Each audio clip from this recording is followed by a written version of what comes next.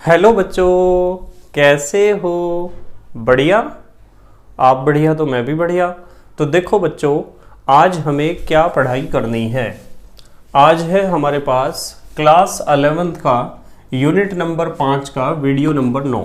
तो बेटे ये क्लास 11th का 5वें यूनिट का 9वां वीडियो है और इससे पहले 8 वीडियो आपको प्लेलिस्ट में भी मिल जाएंगे, नीचे डिस्क्रिप्शन में भी मिल जाएंगे और कुछ समय बाद आई बटन में भी लिंक आ जाएगा, जहां आप यूनिट नंबर 5 को पूरा पढ़ सकते हो, समझ सकते हो और अपने सुंदर से नोट्स बना सकते हो, जो एग्ज़ाम में आपकी बहुत ज़्यादा हेल्प करेंगे। इसी के साथ साथ आपको नीचे डिस्क्रिप्शन में पीडीएफ नोट्स का लिंक भी मिल जाएगा और आप पीडीएफ नोट्स के लिए टेलीग्राम पर भी सर्च कर सकते हो KMD सहारनपुर। तो देखते हैं आज का हमारा टारगेट क्या है। आज बेटे हमें पढ़ना है ग्राहम का विसरण नियम, या फिर आप इसे कह सकते हो ग्राहम्स लॉ ऑफ डिफ्यूजन।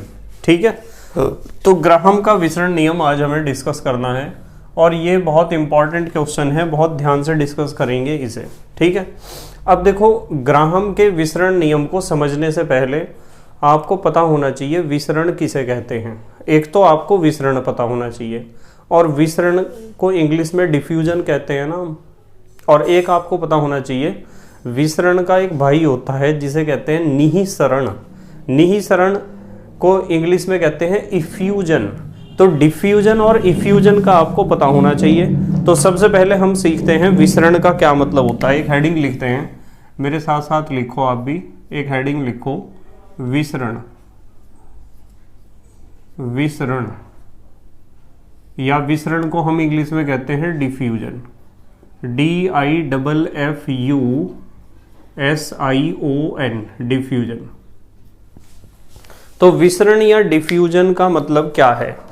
मान लो आपके पास कोई गैस है और वो एक बोतल में बंद है और आपने उस गैस को कमरे के एक कोने में जाकर उस गैस की बोतल को खोल दिया है, यानी उसका ढक्कन खोल दिया है। तो यदि आप कमरे के कोने में, जैसे मान लो ये बोर्ड हमारा एक रूम है और इसके हम कोने में गए और हमारे पास मान लो एक गैस की बोतल है, जैसे मैं कहूँ कि मान लो अमोनिया है, अमोनिया इस बोतल में है। ठीक है, और आपने क्या किया है कि कमरे के कोने में गए और अमोनिया की बोतल के ढक्कन को आपने क्या कर दिया है, खोल दिया है। तो जैसे ही आप अमोनिया की बोतल के ढक्कन को कमरे के कोने में जाकर खोलोगे तो इसमें से निकलनी शुरू हो जाएगी अमोनिया गैस। कौन सी गैस निकलनी शुरू हो जाएगी? अमोनिया। और वो अमोनिया गैस धीरे धीरे पूरे कमरे में फैल जाएगी और पूरे कमरे में किसी भी गैस का फैलना या बिखरना, इस घटना को ही हम कहते हैं डिफ्यूजन या फिर हिंदी में कहते हैं विसरण। तो किसी भी गैस के अणुओं का फैलने का गुण या बिखरने का गुण, इस फैलने या बिखरने के गुण को ही हम विसरण कहते हैं। और जरूरी नहीं कि वे कमरे में ही फैल रही हो, कहीं भी। ठीक है, जैसे मैं आपको कहूं कि मान लो आपने एक बड़ा सा आपका घर है और उस घर में एक बहुत बड़ा कमरा है और उस कमरे में आपने रूम फ्रेशनर एक कोने में जाके स्प्रे कर दिया, तो रूम फ्रेशनर की स्मेल पूरे कमरे में फैल जाती है, यानी उसके अंदर जो भी गैस होती है उस गैस के अणु पूरे कमरे में फैल जाते हैं, बिखर जाते हैं। इस घटना को ही हम विसरण कहते हैं। या फिर विसरण के और भी बहुत सारे उदाहरण हैं। जैसे मैं आपको कहूँ कि आपने अपने रूम में लगाया है गुड नाइट या मॉर्टिन, कोई भी लगाया है आपने। गुड नाइट या मॉर्टिन जो लाइट से जलता है, आप प्लग में उसे लगा देते हो और प्लग में लगाने के बाद उसमें जो लिक्विड होता है उस लिक्विड को गर्म किया जाता है और गर्म करने से वो लिक्विड गैस में कन्वर्ट होता रहता है और वो गैस धीरे धीरे कहाँ फैल जाती है? पूरे कमरे में। तो वहाँ भी विसरण ही हो रहा है। ठीक है, तो ध्यान रखना है कि विसरण का मतलब है गैस के अणुओं का फैलना या बिखरना। तो इसमें आप लिख लो, मेरे साथ साथ लिखा करो, गैस के अणुओं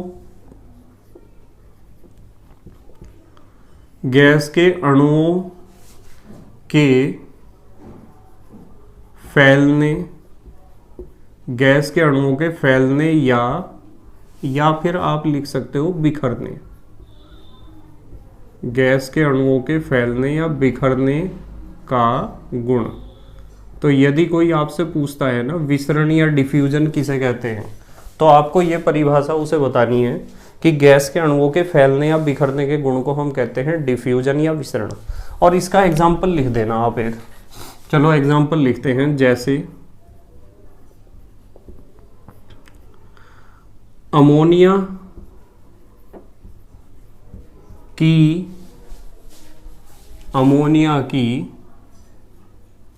बोतल का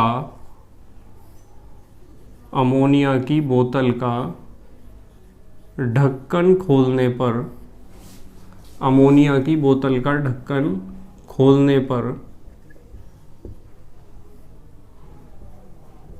अमोनिया गैस का पूरे कमरे में या लैब में, जहां भी आप हो, पूरे कमरे में फैल जाना। तो अमोनिया गैस की स्मेल पूरे कमरे में आपको आने लगेगी, इसका मतलब अमोनिया गैस पूरे कमरे में बिखर जाएगी, फैल जाएगी। इसे कहते हैं विसरण। ठीक है, जैसे मैं आपको दैनिक जीवन से जुड़ा हुआ एक उदाहरण दे सकता हूँ। मान लो आपके पास एक बड़ा सा डब्बा है इस तरह का। चलो गैस के बारे में नहीं बात करते, गैस का तो एग्जाम्पल हमने ले लिया। मैं कह रहा कि मान लो हमारे पास एक इस तरह का बहुत बड़ा डब्बा है, एक ये डब्बा है, और इस डब्बे में हमने भर रखे हैं, इस डब्बे में हमने बहुत सारे कंचे भर रखे हैं। कंचे तो पता है आपको, मार्बल्स, कंचे कह दो या मार्बल्स कह दो, या फिर आप कह सकते हो कांच की गोलियां। ये हमने कांच की गोलियां भर रखी हैं इसमें बहुत सारी, और मैंने आपको कहा है कि ये जो कांच की गोलियों से भरा हुआ डब्बा है, इस डब्बे को आप फर्श पे उड़ेल दो। आपका जो कमरे का फर्श है उस पे आप इस डब्बे को उड़ेल दो।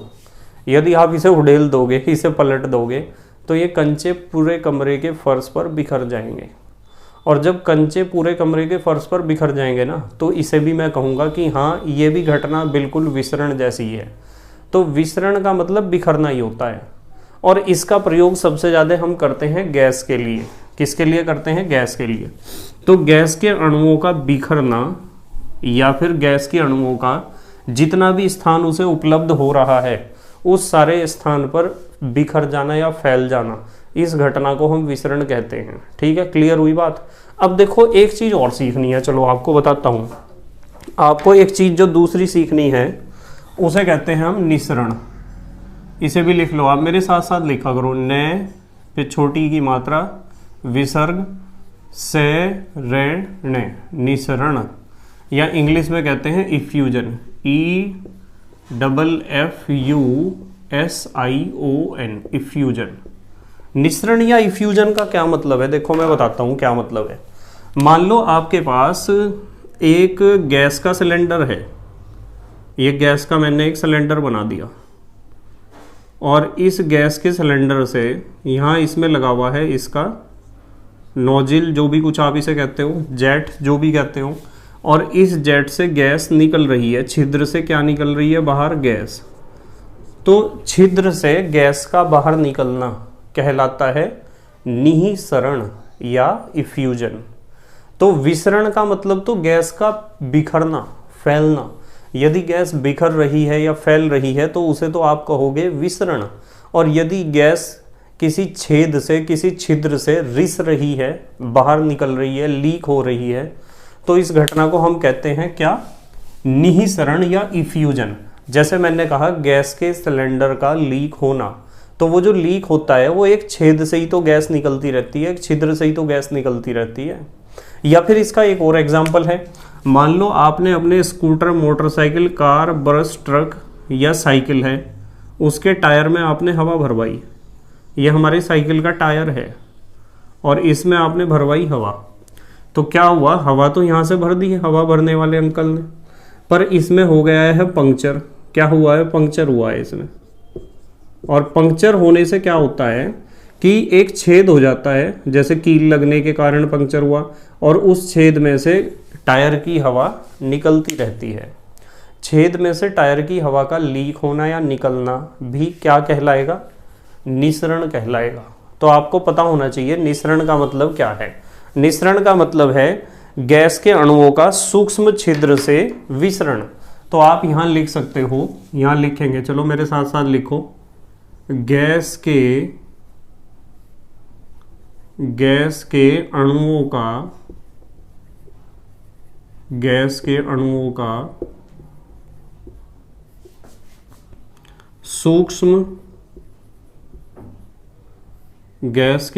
का सूक्ष्म छिद्र से विसरण, यानी सूक्ष्म छिद्र से फैलना, बिखरना, लीक होना, इसे कहते हैं निसरण। ठीक है, दोनों में अंतर आपको पता होना चाहिए। यदि गैस पूरे क्षेत्रफल में, पूरे आयतन में, पूरे बर्तन में, पूरे कमरे में, पूरे हॉल में या पूरे प्रयोगशाला में फैल जाती है तो उसे तो कहते हैं विसरण। ठीक है, बिखरना या फैलने का गुण। और छेद से लीक होने का गुण होता है निसरण। ठीक है, जैसे इसका भी एक एग्जाम्पल लिख लो आप, जैसे मेरे साथ साथ लिखा करो बेटे, साइकिल के टायर में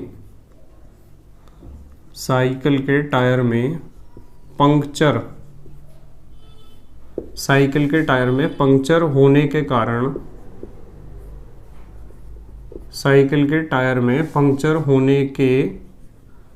कारण छिद्र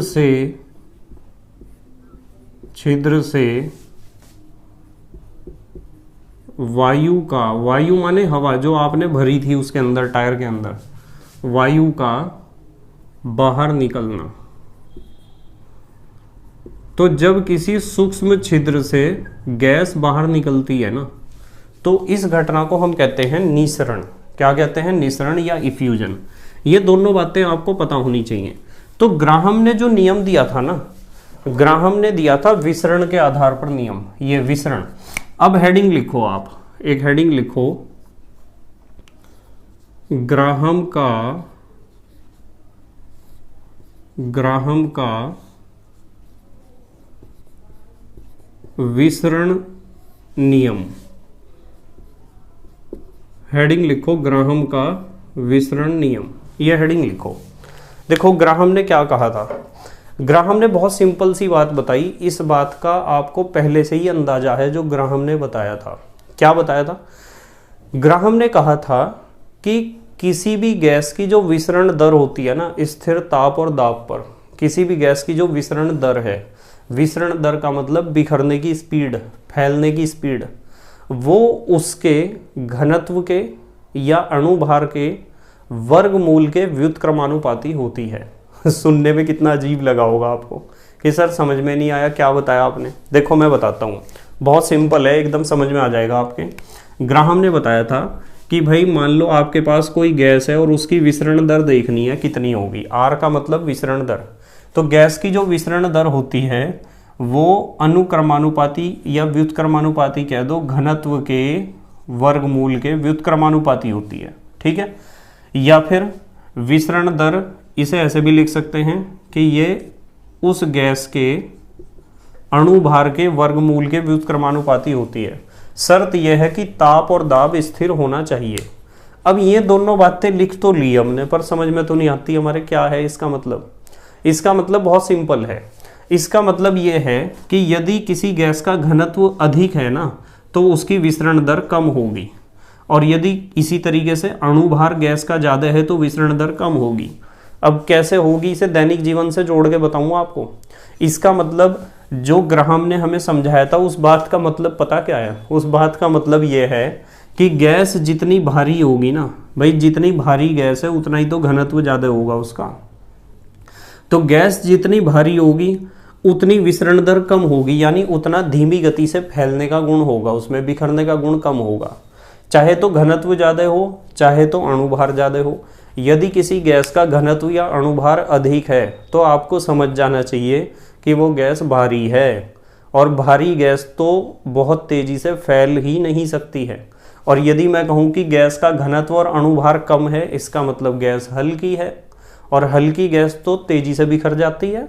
ठीक है, ये बात तो आपके समझ में आती है। जो गैस जितनी भारी होगी वो गैस उतना धीमी गति से फैलेगी, यानी विसरण का उसमें स्पीड कम होगा। और यदि अब भी आपका दिमाग काम नहीं कर रहा तो एक उदाहरण लो बढ़िया सा, ध्यान से समझना। मेरे पास जो है 100 आदमी तो इधर हैं एक टीम में, और दूसरी टीम में 100 आदमी इधर हैं। मैंने 100 आदमियों की या 100 बच्चों की 2 टीम बना ली। ठीक है, उसमें से जो पहली टीम है इसमें हर एक आदमी का भार है 40 किलोग्राम, यानी 40 किलोग्राम के 100 बच्चे हैं मेरे पास। समझना, थोड़ा कॉम्प्लिकेटेड लग सकता है यदि ध्यान से नहीं समझोगे। मेरे पास कितनी टीम है? 2। एक टीम का नाम मैंने ए रख दिया, एक का नाम बी रख दिया। 100 बच्चे इसमें हैं, 100 बच्चे इसमें हैं। पहली टीम में जो 100 बच्चे हैं उनका औसत भार है 40 किलोग्राम। कितना है? 40 किलोग्राम। और दूसरी टीम में जो बच्चे हैं उनका औसत भार है 120 किलोग्राम। तो आप कहोगे कि सर बच्चे कहाँ, ये तो बुलडोजर हैं या ये तो हाथी के बच्चे हैं। आप कुछ भी कह दो, मर्जी आपकी। इधर 100 बच्चे हैं जिनमें से औसत वेग 40 किलोग्राम है हर एक बच्चे का, यानी हल्के हल्के बच्चे हैं सारे।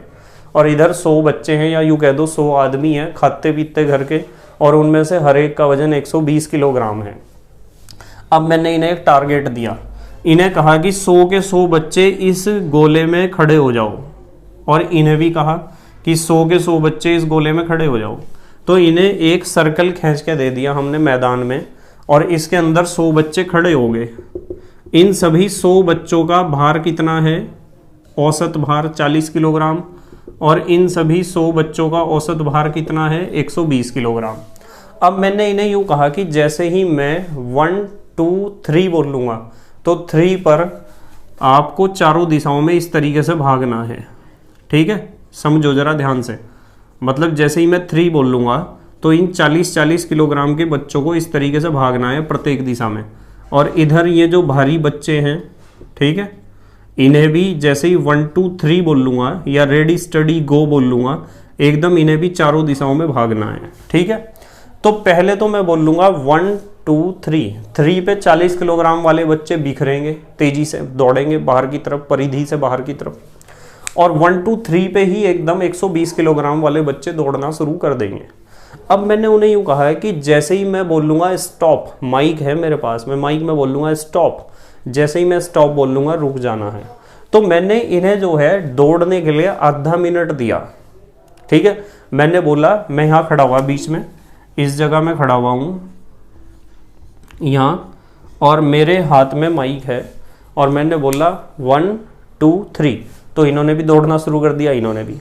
ये हल्की गैस है, भारी गैस है। इस गैस के अणु हल्के हल्के हैं, इस गैस के अणु भारी भारी हैं। और मैंने बिखरने का ही तो काम कर रहे हैं हम, कि विसरण ही तो समझा रहे एक तरीके से। मैदान में ये भी फैल लेंगे, ये भी फैल लेंगे, जैसे गैस खुले आयतन में फैलती है। ठीक है, तो मैंने बोला 1 2 3। 3 पे इन्होंने भी दौड़ना शुरू कर दिया, इन्होंने भी। फिर मैंने आधा मिनट बाद एकदम कह दिया स्टॉप। तो मुझे यूँ बताओ कि ये जो हल्के हल्के बच्चे थे ये ज़्यादा जगह घेर पाएंगे या ज़्यादा जगह में बिखर जाएंगे, या फिर भारी भारी बच्चे बिखर जाएंगे? बताओ इस बात को सोच के। तो जब आधे मिनट बाद मैंने स्टॉप कहा तो इनकी हालत ये थी, यानी ये बच्चे यहाँ तक पहुँच चुके थे। और जब मैंने आधा मिनट बाद स्टॉप कहा तो ये यहाँ तक ही पहुँचे थे सिर्फ। बताओ कुछ खेल समझ में आ रहा क्या? मतलब कहने की बात यह है, आधे तो इसमें से यहीं गिर गए, आधों को तो सांस चढ़ गए। तो यहाँ साफ बात है, जो बच्चे हल्के हैं वे तेजी से फैल सकते हैं, तेजी से दौड़ सकते हैं, और तेजी से वे बिखर भी सकते हैं। उनमें विसरण का गुण तेज दिखाई देगा हमें। और जो भारी भारी बच्चे हैं उनमें विसरण का गुण इतना तेज दिखाई नहीं देगा। तो ग्राहम ने बेटे यही तो बात समझाई।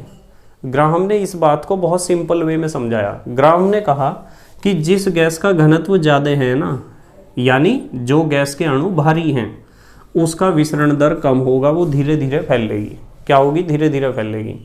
और यदि कोई गैस आपके पास ऐसी है जिसका अणुभार ज़्यादा है, तो जिस गैस का अणुभार ज़्यादा होगा उसके अंदर खासियत ये होगी कि वो गैस भारी है, उसके अणु भारी हैं। और जब उसके अणु भारी होंगे तो क्या होगा? उसकी बिखरने की दर कम होगी। तो ये दो बातें बताई ग्राहम ने। अब इस बात को हमें एग्जाम में लिखना कैसे है, देखो हम देखते हैं कि एग्जाम में कैसे लिखना पड़ेगा इसे। हम कैसे लिखेंगे, अब परिभाषा को एग्जाम में आने के इसके चांस होते हैं बहुत ज़्यादा, ध्यान से देखना, मेरे साथ साथ लिखना। हमने हेडिंग लिखी है ग्राहम का विसरण नियम। देखो लिखो मेरे साथ साथ, स्थिर ताप व दाब पर, स्थिर ताप व दाब पर किसी, स्थिर ताप व दाब पर किसी गैस की विसरण दर, स्थिर ताप व दाब पर किसी गैस की विसरण दर, किसी गैस की विसरण दर R से लिखते हैं, विसरण दर को R से, किसी गैस की विसरण दर R, उसके माने किसके, गैस के, उसके घनत्व को D से लिखते हैं ना, डेंसिटी, उसके घनत्व तथा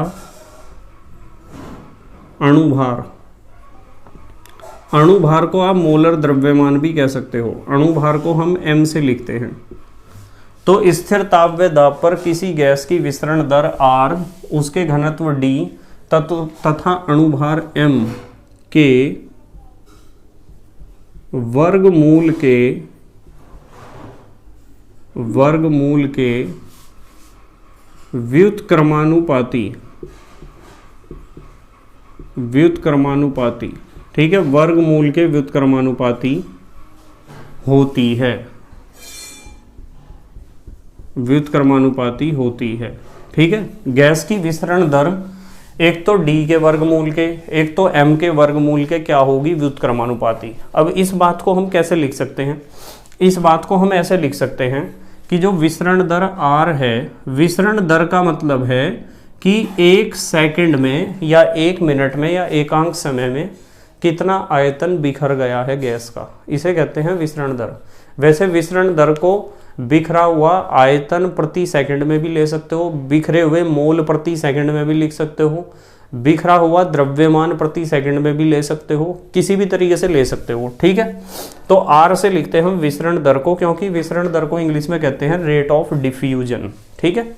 तो यहाँ देखो घनत्व के वर्गमूल के व्युत्क्रमानुपाती, तो हम कहेंगे घनत्व के वर्गमूल के व्युत्क्रमानुपाती, ये लिख दिया हमने। और आप इसे ऐसे भी लिख सकते हो भाई, अणुभार के हिसाब से लिखोगे तो R प्रोपोर्शनल टू 1/√m, अणुभार के वर्गमूल के भी व्युत्क्रमानुपाती। भाई जो गैस का घनत्व ज़्यादा है यानी गैस भारी है, और गैस भारी है तो विसरण दर कम होगी। अणुभार ज़्यादा है तो गैस भारी है, और गैस भारी है तो उसकी बिखरने की दर यानी विसरण दर क्या होगी, कम, ठीक है। यदि मैं आपको कह दूँ ना, यहाँ से देखो, यदि मेरे साथ साथ लिखो, यदि किसी एक गैस, मान लो कोई एक गैस है आपके पास और उसकी विसरण दर पता है आपको, यदि किसी एक गैस की विसरण दर, यदि किसी एक गैस की विसरण दर R1, घनत्व उसका D1 तथा अणुभार, उस गैस का अणुभार है M1 है, तथा एक दूसरी गैस है, तथा दूसरी गैस, जो दूसरी गैस हमारे पास है, दूसरी गैस की विसरण दर हमें पता है, दूसरी गैस की विसरण दर क्या मान लूँ, R2, घनत्व क्या मान लूँ, घनत्व मान लो D2, व अणुभार दूसरी गैस का कितना मान के चलें, अणुभार मान लो M2। तो देखो जरा ध्यान से, तो आपको पता है R अनुक्रमानुपाती है 1/√D के, तो आप लिख सकते हो R1 अनुक्रमानुपाती होगा 1/√D1 के, और R2 अनुक्रमानुपाती होगा 1/√D2 के। बताओ होगा या नहीं होगा? होगा। इसी तरीके से यहाँ भी देखो, R1 अनुक्रमानुपाती होगा 1/√M1 के, और R2 अनुक्रमानुपाती हो जाएगा 1/√M2 के। अब यदि मैं यहाँ से R1/R2 निकाल लूँगा ना, देखो R1/R2 इधर करते हैं। यदि आप R1/R2 निकाल लोगे तो वो किसके बराबर आ जाएगा? देखो यदि यहाँ बराबर का निशान लगाओगे ना, मान लो यहाँ बराबर का निशान लगाओगे तो कांस्टेंट के लगाओगे, तो बराबर का निशान लगा के यहाँ भी कांस्टेंट के लगेगा, बराबर का निशान लगा के यहाँ भी कांस्टेंट के लगा सकते हो, और जब इन्हें भाग करोगे तो कांस्टेंट के से कांस्टेंट के कट जाएगा ना, इसलिए मैंने R1/R2 के बाद इक्वल्स टू का निशान लगाया है, जबकि यहाँ किसका निशान था? प्रोपोर्शनल का। आपको समझ जाना चाहिए कि इक्वल्स टू लगाओगे तो के, इक्वल्स टू लगाओगे तो कांस्टेंट के, और के से के कैंसिल हो जाएगा, इसलिए यहाँ के को लिखने की कोई आवश्यकता नहीं है।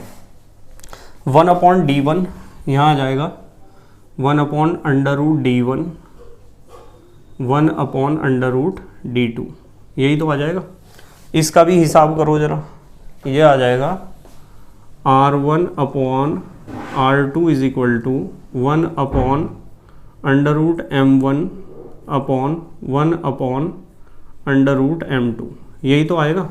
अब देखो जरा ध्यान से, आपको पता है कि इसे तो नीचे आ जाना है, इसे चले जाना है ऊपर, और इसी तरीके से √M1 को नीचे आ जाना है और √M2 को चले जाना है ऊपर। ये हो जाएगा R1/R2 is equal to under root, पूरा ही लिख लो आप, D2 तो ऊपर चला गया, √D2/√D1। इसी तरीके से R1/R2 is equal to √M2/M1। ठीक है। अब देखो ये दो फार्मूले जो हमारे पास आए हैं ना, ये बहुत इंपॉर्टेंट है। मतलब आप दो गैसों की विसरण दरों की तुलना कर सकते हो उनके घनत्वों के आधार पर।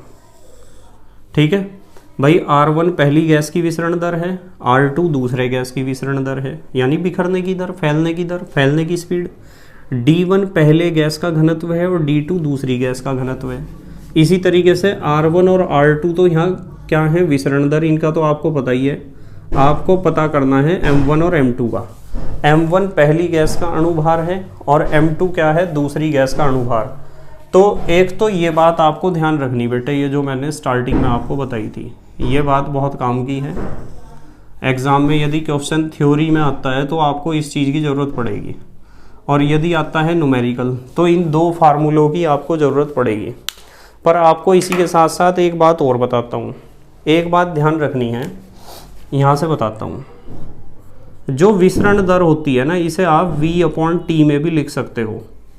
विसरण दर को यहाँ लिखता हूँ, चूंकि विसरण दर का मतलब एकांक समय में फैली गैस का आयतन, कितने आयतन में वो फैल चुकी है।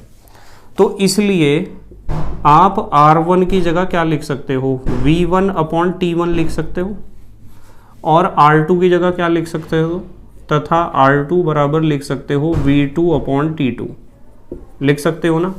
तो आप ये दोनों फार्मूले तो मैं मिलाऊंगा ही, साथ में इस चीज़ को भी लेके चलूँगा। तो हमारे पास फार्मूला क्या बनेगा? इसलिए हमारे पास फार्मूला बन जाएगा R1/R2 is equal to, R1 की जगह क्या लिख सकते हैं? V1/T1 R2 की जगह क्या लिख सकते हैं? V2/T2 is equal to R1/R2 की जगह हम क्या लिख सकते हैं? √D2/D1, और R1/R2 की जगह ही हम क्या लिख सकते हैं? √M2/M1। तो कुल मिलाकर जो लास्ट में ये फार्मूला हमें मिला है ना, ये फार्मूला बहुत इंपॉर्टेंट है, बहुत ही। यदि इस फार्मूले को आप याद रखते हो तो आपका न्यूमेरिकल बिना किसी प्रॉब्लम के सॉल्व हो जाएगा, क्योंकि न्यूमेरिकल जो एग्ज़ाम में आएगा ना, वो इन्हीं बातों के ऊपर होगा। ये जितने पॉइंट्स यहाँ डिस्कस किए हैं, क्या R1 R2 V1 T1 V2 T2 और D2 D1 M2 M1, यदि न्यूमेरिकल आया इसके और इसके ऊपर आएगा, यानी इस फार्मूले पे या इस फार्मूले पे, या फिर इसकी तुलना इसके साथ, या फिर इसकी तुलना इसके साथ। बस यही बातें हैं जिनके ऊपर न्यूमेरिकल एग्जाम में आ सकता है। एक चीज़ और ध्यान रखनी पड़ेगी आपको, उसे भी नोट कर लो आप। एक हेडिंग लिखेंगे नोट, यहाँ लिखते हैं एक हेडिंग, चलो दूसरे पेन से लिखता हूँ।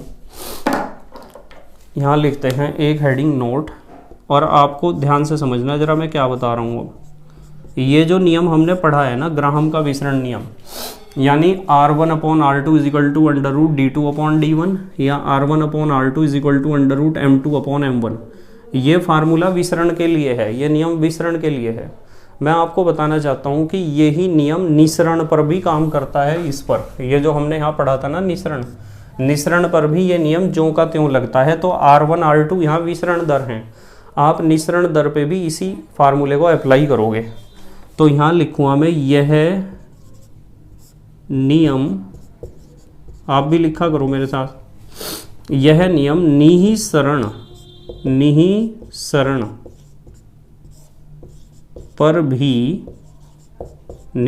पर भी कार्य करता है। मतलब आपका यही रूल फॉलो होता है यदि आप विसरण की जगह निसरण वाली घटना पर नियम लगाओगे। ठीक है, अब हमारे देश के प्यारे प्यारे बच्चे जल्दी से पोज करके लिख लेंगे। पोज करके लिखो बेटे, जल्दी लिख लिया? ठीक है, तो बेटे मुझे उम्मीद है कि आपके समझ में ज़रूर आया होगा ग्राहम का विसरण नियम। पर ग्राहम के विसरण नियम को पढ़ने से पहले आपको विसरण और निसरण का भी पता होना चाहिए। और ग्राहम ने कोई ज़्यादा बड़ी बात नहीं बताई, उसने सिर्फ इतनी बात बताई कि जो गैस हल्की है, यानी जिसके अणु हल्के हैं, जिसका घनत्व कम है, जिसका अणुभार कम है, तो हल्की गैस तो बहुत तेज़ी से बिखरती है, और जो गैस भारी होती है ना, वो धीरे धीरे बिखरती है। साफ बात है, जो आदमी पतला होगा वो तो तेज़ दौड़ लगा सकता है, तेज़ी से दौड़ सकता है, और जो आदमी भारी होगा वो उतनी तेज़ नहीं दौड़ सकता है। ठीक है, तो thank you very much for watching this video, और मेहनत और ईमानदारी का हमेशा ध्यान रखना। ठीक है, ओके, बाय।